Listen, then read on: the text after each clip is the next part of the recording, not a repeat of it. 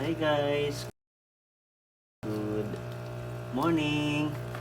Ayan, i-unbox lang namin or i-ano pala, tapos na ito mag-acclimate yung breeder size namin na nabili na PKBM. Ayan, pagkatapos ng unbox yung PKBM white eye natin. Ayan, silip natin ng konti. Yan, so far hindi pa naman sila kalakihan, pero kita nyo na sulit talaga yung pagiging white eye niya. Yan, makita natin yung white eye niya, no? Yan. Yan.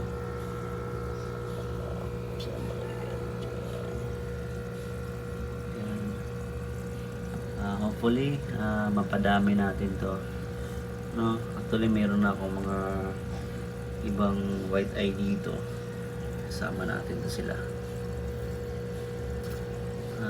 Ibang ano siya, no? Full mask talaga siya, no? Full mask white eye. Abang-abangan natin to, guys. Mabilis lang to. Mapadami natin to. Hopefully mapadami. Ito siya, medyo may dot siya, no? Pero yung mata niya is full mask white eye talaga siya.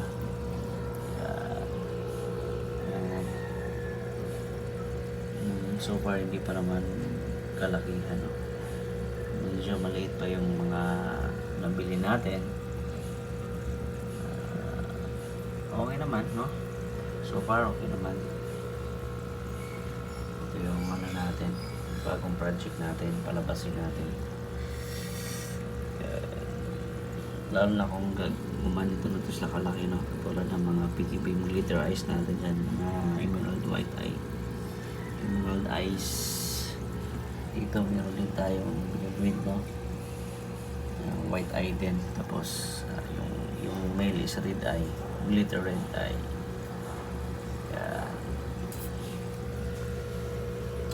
Yan, hopefully magpadami natin to. Update ko kayo dito, guys. Update ko kayo. Yan, ilagay ko sila sa 10 gallon tank. 6 sila.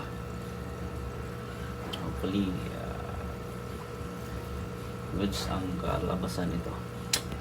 Hopefully ganito sila kalaki yung mga breeder natin. Yan, happy fish keeping. God bless.